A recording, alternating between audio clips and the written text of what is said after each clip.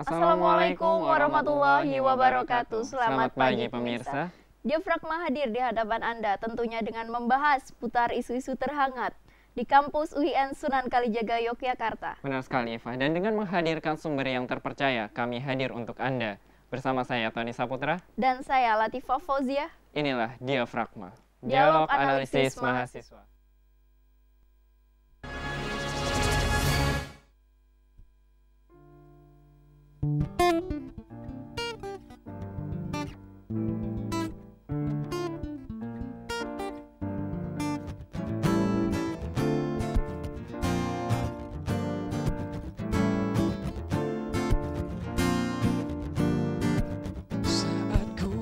Gelap dalam sendu, waktu pun enggan untuk berlalu. Ku berjanji untuk menutup pintu hatiku, entah untuk siapapun itu. Semakin melihat masa lalu, semakin hatiku tak menentu. Tetapi satu sinar terangi jiwaku saat ku melihat senyummu, dan kau hadir berubah segalanya menjadi lebih indah. Kau bawa cintaku seperti angkasa, buatku merasa sempurna dan membuatku menjalani hidup berdua denganmu selama-lamanya.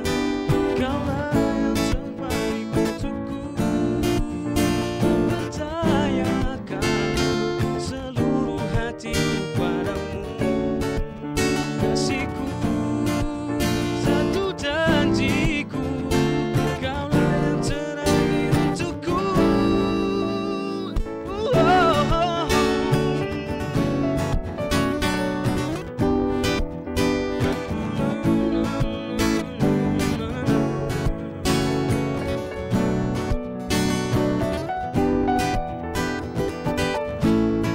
Dan kau hadir merubah segalanya.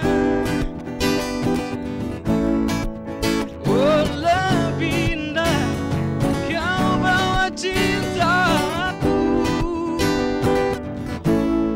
sesempurna membuatku, kau membuatku utuh.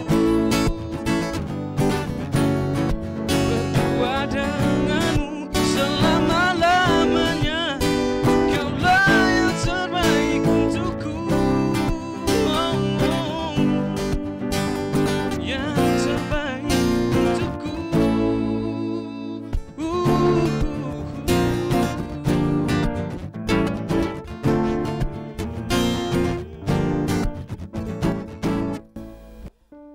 Ya, baik pemirsa, sebentar lagi kita akan menginjak pergantian semester. Tentunya para mahasiswa sudah mulai disibukkan dengan adanya penginputan KRS. Nah, Tony, kalau kita Ya, Eva. berpikir seputar KRS, apa saja nih yang ada di pikiran Tony? Ya, kalau melihat semester sebelumnya pasti ada antrian. Ya, benar Ya, sekali. walaupun sekarang sudah berbasis web ya, tetapi tetap menggunakan antrian. Ya, mungkin lebih modern, bisa dikatakan Iya. seperti itu. Ya, benar sekali. Dan walaupun sekarang sudah menggunakan sistem online, tetapi juga di dalamnya terdapat permasalahan. Nah, untuk melihat permasalahan ini lebih dalam, kita sudah menghadirkan dua narasumber. Yang pertama ada Bapak Agung dari PT IPID. Selamat pagi Bapak. Pagi Mas Tony. Bagaimana kabarnya Bapak? Alhamdulillah baik. Iya. Dan narasumber kita yang kedua ada Mas Taufikur Rahman. Beliau adalah pimpinan umum Arena dan beliau juga perwakilan dari mahasiswa UIN Sunan Kalijaga, Yogyakarta. Selamat pagi Mas Taufik. Selamat pagi. Bagaimana Mbak Eva. kabarnya Mas? Alhamdulillah Mbak Eva. Ya, kalau ngomongin KRS, pasti KRS ini menjadi salah satu hal yang fenomenal sekali ya di lingkungan UIN. Nah, untuk melihat permasalahan ini lebih dalam, apa saja permasalahannya, kita akan menyaksikan liputan berikut. Kartu Rencana Studi atau KRS merupakan salah satu hal penting bagi mahasiswa untuk menentukan jadwal dalam proses perkuliahan.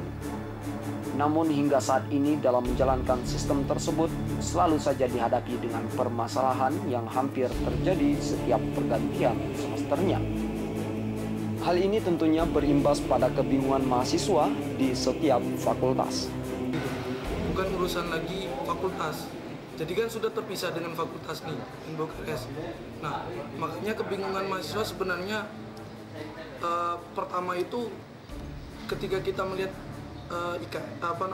melihat KRS, salah satu contoh misalnya saya jurusan manajemen dakwah.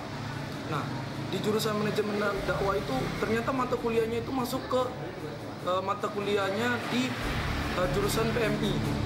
Hal tersebut tidak hanya mendapatkan komentar negatif dari mahasiswa, namun juga dari pihak prodi jurusan. Masalahnya menurut saya, kita terlalu berani menerapkan itu langsung di semua program studi, semua jurusan, semua fakultas di UIN. Padahal kita masih tahap awal, masih membangun sistemnya. Nah, itu yang membuat kalau saya lihat kekacauannya di situ. Tentunya kesiapan dalam pengelolaan sistem juga masih harus mendapatkan perhatian bagi pihak-pihak terkait. Ya pemirsa, itu tadi liputan permasalahan KRS yang cukup rumit ya Eva, dan meresahkan banyak mahasiswa. Dan saya ingin ke Bapak Agung, bagaimana tanggapan Bapak mengenai liputan permasalahan KRS tadi? Oke, pertama saya ucapkan terima kasih. Jadi dari PPTD sudah mewakili teman-teman dari seluruh jurusan prodi, baik itu pengelola prodi jurusan maupun mahasiswa, sehingga kami bisa mengetahui apa saja keluhan-keluhan yang dihadapi oleh mahasiswa maupun pengelola jurusan prodi. Yang kedua, permasalahan KRS kemarin semester kemarin itu memang kami akui ada kendala dibandingkan KRS-KRS sebelumnya. Kendala tersebut muncul karena adanya keterbatasan waktu antara masa peresmian atau pemutusan sebuah kurikulum baru, kurikulum 2013, untuk dilaksanakan di tahun akademik 2013-2014. Biasanya jurusan prodi maupun fakultas itu menyusun jadwal itu agak lama waktunya, dimulai ketika masa UTS, ujian tengah semester, semester sebelumnya. Jadi ada waktu sekitar 10 minggu untuk membuat jadwal semester depan. Karena membuat jadwal itu sendiri bukan sesuatu yang simple, bukan sesuatu yang ringan, kompleks sekali. Apalagi untuk jurusan-jurusan atau prodi yang banyak mendatangkan dosen-dosen luar biasa. Sehingga mereka harus berkoordinasi waktu dengan para dosen-dosen tersebut. Nah, untuk kasus yang kemarin itu, kurikulum baru itu disahkan oleh Senat Universitas itu di akhir bulan Juli tahun 2013. Sementara masa KRS itu direncanakan awalnya itu tanggal 19 Juli tahun 2013 itu, sehingga hanya ada waktu kurang dari sebulan. Akibatnya, dan di tengah-tengahnya, khusus bulan Agustus kemarin itu di awal bulan ada liburan Idul Fitri, sehingga otomatis waktu yang tersisa itu lebih singkat lagi. Karena kendala-kendala itulah sehingga jadwal yang seharusnya sudah fix, sudah confirm di pertengahan semester itu belum bisa dibuat fix. Sehingga apa yang terjadi akhirnya semua jurusan prodi berkejaran dengan waktu untuk menyusun jadwal-jadwal itu, dan di akhir bulan awal bulan Agustus dan sebagian besar bahkan itu pertengahan bulan Agustus itu baru siap dengan jadwal, sehingga pihak PTIPD harus membantu setiap jurusan prodi untuk menginputkan jadwal itu ke dalam sistem. Kalau sistemnya sendiri sebenarnya sudah berjalan sejak 2010. Jadi kalau sistemnya sendiri bukan hal yang baru. Mungkin mahasiswa-mahasiswa sudah sangat terbiasa ketika KRS mekanismenya sudah online. Nah, tetapi yang kemarin baru itu adalah kurikulumnya. Sehingga persiapan untuk menyusun jadwal di kurikulum baru itulah yang menyebabkan semuanya harus kerja dikejar waktu sehingga kualitasnya tidak bisa sebaik di semester-semester sebelumnya. Mungkin itu akar dari permasalahan yang terjadi kemarin. Ya, baik. Itu tadi tanggapan dari Bapak Agung selaku Ketua PT IPD UIN Sunan Kalijaga Yogyakarta. Mungkin karena keterbatasan waktu, salah satu faktornya seperti itu. Ya, Tony, namun perbincangan kita istirahatkan sampai di sini dulu. Baik pemirsa, tetap di Diafragma, Dialog Analisis Mahasiswa.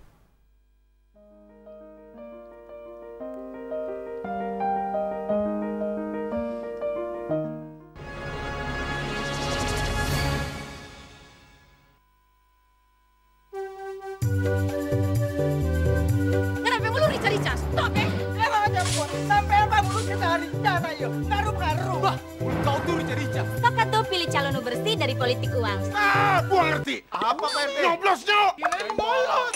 Nggak nyoblos, nggak zamannya, Bu. 9 April tuh, beta sepastiin ya. Jang balamu. Naon ya tante? Oh, jang banyak mulu. Bacoblos, Jo. Ayo! Ingat. 9 April 2014 ayo. Askes bubar. Masa sih? Katanya cuma ganti nama jadi BPJS Kesehatan. Mana yang benar? Supaya jelas kita flashback dulu ke perjalanan panjang PT Askes. Awalnya dirintis oleh Profesor Dr. G. Asiwabesi dengan membentuk BPDPK pada tahun 1968. Lalu tahun 1984 berubah menjadi PHB. Baru di tahun 1992 menjadi PT Askes yang kita kenal sekarang. Dan tepat 1 Januari 2014 nanti, sesuai Undang-Undang Nomor 24 Tahun 2011 tentang BPJS, PT Askes mulai beroperasi sebagai BPJS Kesehatan, alias Badan Penyelenggara Jaminan Sosial Kesehatan. Jadi bukan sekedar ganti nama, pastinya semakin oke. Kenapa? Karena jaminan kesehatan dari lahir sampai meninggal dijamin untuk seluruh masyarakat Indonesia. Prosedurnya mudah, gak pakai lama. Cakupan layanan kesehatan komplit, gampang untuk menjadi peserta, kapan saja, di mana saja. Jadi gak sabar pengen buru-buru daftar ya. Tenang, semua pasti kebagian. Yuk sama-sama kita jelang BPJS Kesehatan 1 Januari 2014.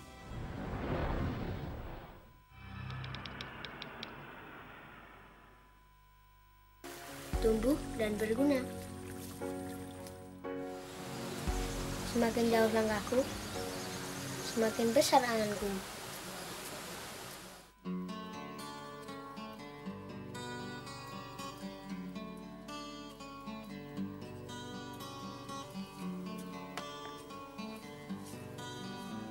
Disinilah aku. Disinilah seharusnya aku. Ayah, ibu, terima kasih.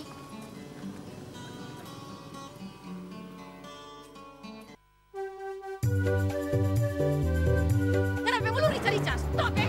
Emang aja buat sampai apa mulu kita rica ayo. Ngaruh-ngaruh. Wah, kau tuh rica-rica. Sepakat tuh pilih calon bersih dari politik uang. Ah, gua ngerti. Apa Pak RT? Nyoblos, Nyok! Kirain bolos. Nggak nyoblos, nggak zamannya, Bu. 9 April tuh, beta sepastiin ya. Jang balamu. Naon ya tante? Oh, jang banyak mulu. Bacoblos, Jo. Ayo! Ingat. 9 April 2014.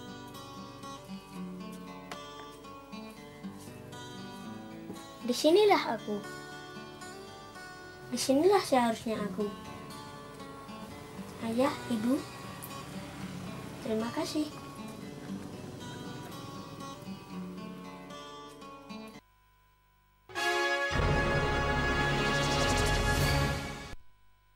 Ya pemirsa, terima kasih Anda masih menyaksikan Diafragma dan kami masih memperbincangkan permasalahan KRS ini ya Eva. Dan sebenarnya kita sudah mengetahui akar masalahnya ya. Iya. Namun kita belum mendengar tanggapan seputar video tadi dari Mas Taufik nih. Ya, Mas Taufik, bagaimana tanggapan liputan tadi? Ya, terima kasih kepada Suka TV yang sudah mengundang saya ke sini. Ya. Jadi akar permasalahan dari kisruh KRS ini sebenarnya memang tidak di pihak mahasiswa ya. Artinya apa? Jadi permasalahan kuota yang disediakan oleh masing-masing jurusan itu yang sebenarnya menjadi permasalahan ya, sebelum masa KRS-an. Jadi saya ingat tanggal 19 Agustus itu adalah jadwal KRS, tetapi diundur sampai beberapa kali, 24, 2 sama 28. Nah, dari disitulah dari saya menyimpulkan bahwa ini ada ketidakberesan di PTI-PD ya. Sehingga apa? Mahasiswa yang sudah ngantri dari tanggal 19 itu dibuat kecewa karena mereka menunggu, ada yang tidak tidur ya. Bahkan mereka itu ke warnet itu memang menunggu untuk input, tetapi tidak ada pemberitahuan sebelumnya dari PTI-PD, bahkan sampai waktu yang tidak ditentukan waktu itu. Nah, sehingga para mahasiswa itu merasa dipermainkan waktu itu.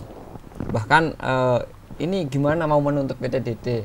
Nah, langkah baiknya besok ini memang tidak terulang lagi, Pak, karena masa KRS-an itu tidak cuma sekali, karena sudah beberapa kali, sehingga ya otomatis ketika terjadi kesalahan pertama ya jangan sampai terjadi kesalahan kedua. Mungkin itu. Ya mungkin itu juga masukan untuk Pak Agung seperti itu ya. Iya benar sekali, Eva. Dan kalau melihat pernyataan dari Mas Taufik ini ya, mengatakan bahwa tidak ada pemberitahuan. Nah, saya ingin ke Pak Agung. Apakah benar mahasiswa tidak diberitahu atas permasalahan yang terjadi? Oke, pertama memang seperti benar yang disampaikan Mas Taufik, ada penundaan beberapa kali. Tapi penundaan itu oleh universitas itu sudah ada pemberitahuannya. Jadi awalnya tanggal 19 direncanakan, tetapi karena ada keterbatasan waktu penyusunan jadwal itu terpaksa harus diundur sampai tanggal 24 pertama. Nah, tanggal 24 pengunduran dari 19 ke 24 itu kemarin sudah ada pemberitahuan yang diberikan oleh bagian akademik universitas. Nah, kemudian tanggal 24 memang belum 100% jurusan prodi itu sudah fix dengan jadwal. Sehingga sebagian jurusan prodi belum bisa melakukan KRS di tanggal 24. Makanya ada pemberitahuan kedua tanggal 28. Tanggal 28 semuanya sudah sebenarnya sudah bisa KRS. Hanya saja kuotanya itu masih perlu ada perubahan-perubahan. Kenapa perlu ada perubahan? Karena dengan adanya perubahan kurikulum baru itu, jurusan prodi itu juga masih harus menimbang-nimbang banyak hal. Karena ada mahasiswa yang sudah mengambil di kurikulum lama, terus kemudian terkena aturan konversi di kurikulum baru. Kalau misalnya kuotanya itu dibatasi, memang ada beberapa mahasiswa yang seharusnya bisa mengejar kelulusan secara cepat, tidak bisa melakukan itu karena kelasnya sudah penuh, tutup. Nah, untuk mengakomodasi kebutuhan-kebutuhan seperti itulah beberapa jurusan prodi mengambil kebijakan untuk menambah kuota, sehingga mahasiswa yang mau mengejar kelulusan secara cepat itu bisa terakomodasi. Yang kedua, ketika masa KRS itu selesai di tanggal 31 Agustus, itu kemudian kemarin universitas juga memiliki kebijakan untuk memperpanjang masa KRS itu dari tanggal 2 September hingga tanggal 14 September. Kenapa itu dilakukan? Ini baru pertama kali dilakukan juga di UIN Sunan Kalijaga Yogyakarta, karena untuk memberi kesempatan kepada mahasiswa yang di masa KRS itu belum bisa mengikuti sebuah kelas karena ada keterbatasan kuota atau karena mungkin kelasnya belum dibuka, itu bisa memiliki kesempatan untuk menambah mata kuliah baru yang mau mereka ambil. Jadi ada penambahan dua minggu yang diberikan oleh universitas. Itu salah satu upaya yang dilakukan universitas supaya mahasiswa itu tidak dirugikan. Karena mahasiswa yang sudah membayar biaya hire registrasi itu kan punya hak untuk melakukan hire registrasi, salah satunya untuk mengisi kartu rencana studi itu.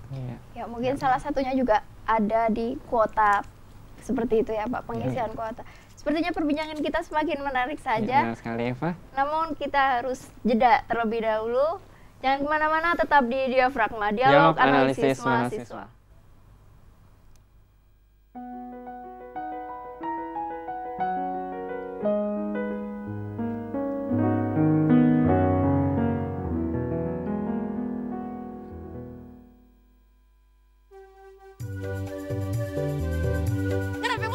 Stop, eh? Emang aja pun, sampai apa mulut kita hari jana yo. politik uang. Ah, gua ngerti. Apa Pak RT? Nyoblos, Nyok. Kirain bolos. Nggak nyoblos, nggak zamannya, Bu. 9 April tuh beta pasti ingat. Jang balamu. Naon eta teh? Oh, jang banyak mulu. Bacoblos, Jo. Ayo. Ingat. 9 April 2014 ayo. Askes bubar. Masa sih? Katanya cuma ganti nama jadi BPJS Kesehatan. Mana yang benar? Supaya jelas kita flashback dulu ke perjalanan panjang PT Askes. Awalnya dirintis oleh Profesor Dr. G. Asiwabesi dengan membentuk BPDPK pada tahun 1968. Lalu tahun 1984 berubah menjadi PHB. Baru di tahun 1992 menjadi PT Askes yang kita kenal sekarang. Dan tepat 1 Januari 2014 nanti, sesuai Undang-Undang Nomor 24 Tahun 2011 tentang BPJS, PT Askes mulai beroperasi sebagai BPJS Kesehatan, alias Badan Penyelenggara Jaminan Sosial Kesehatan. Jadi bukan sekedar ganti nama, pastinya semakin oke. Kenapa? Karena jaminan kesehatan dari lahir sampai meninggal dijamin untuk seluruh masyarakat Indonesia. Prosedurnya mudah, gak pakai lama. Cakupan layanan kesehatan komplit. Gampang untuk menjadi peserta, kapan saja, di mana saja. Jadi gak sabar pengen buru-buru daftar ya. Tenang, semua pasti kebagian. Yuk sama-sama kita jelang BPJS Kesehatan 1 Januari 2014.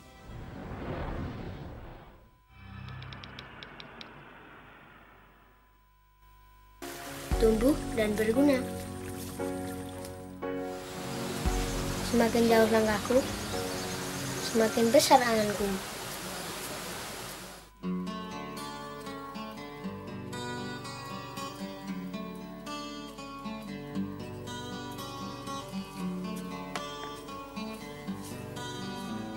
Disinilah aku.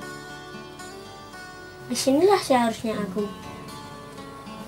Ayah, ibu, terima kasih.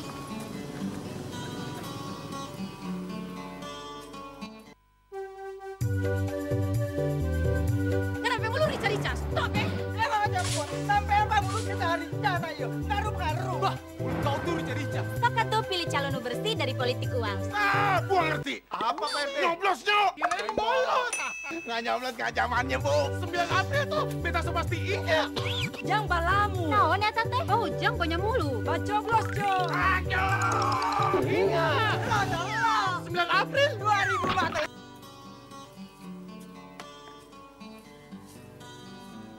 Disinilah aku. Disinilah seharusnya aku. Ayah, ibu, terima kasih.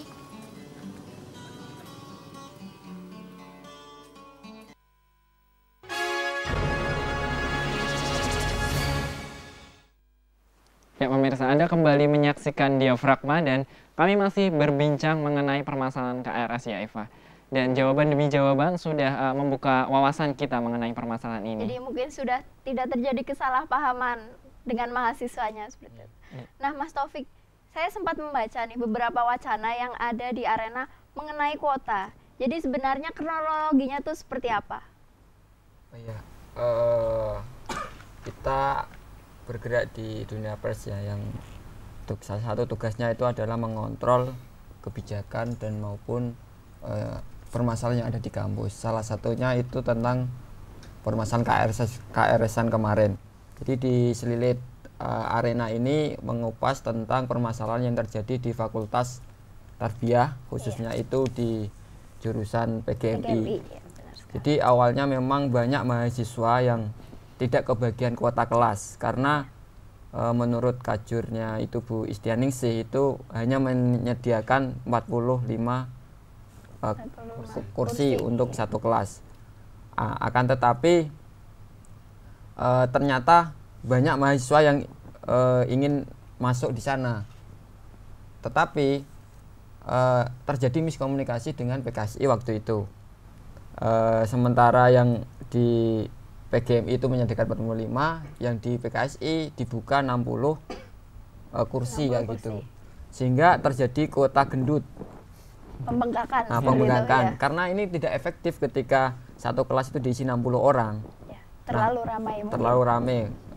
Efektif mungkin 35 sampai 40 mungkin itu efektif ya, sehingga terjadi kekisruhan di sana. Bahkan Bu Istianingsih itu mengadakan rapat intern membahas itu. Nah, salah satu yang ingin solusinya itu adalah membuka kelas baru Pak ya, Jadi yang kuota gendut itu akan dipindah ke kelas yang kosong kayak gitu. Nah, sebenarnya ini kan bisa disiasati sejak awal ya, antara PKSI, PTIPD ya sekarang Pak ya, terus fakultas sama jurusan. Karena yang mempunyai kebutuhan itu kan jurusan, fakultas cuma sebagai perantara dan PTIPD sebagai sistemnya. Tetapi komunikasi ini di UIN itu kurang berjalan maksimal. Yang fakultas itu juga tidak memahami yang jurusan, apalagi yang PTIPD gitu. Jadi miskomunikasi ini saya harap dari mahasiswa itu untuk segera cepatnya diperbaiki. Diperbaiki. Iya. Gitu. Jadi komunikasi itu memang sangat penting ya untuk mencapai suatu hasil yang terbaik seperti itu, Tony. Benar sekali, karena dengan kesalahan komunikasi bisa berimbas pada banyak pihak ya ternyata. Termasuk mahasiswa dan mungkin sivitas lainnya juga. Iya, benar sekali Eva. Dan saya ingin mendengar satu closing statement dari Bapak Agung.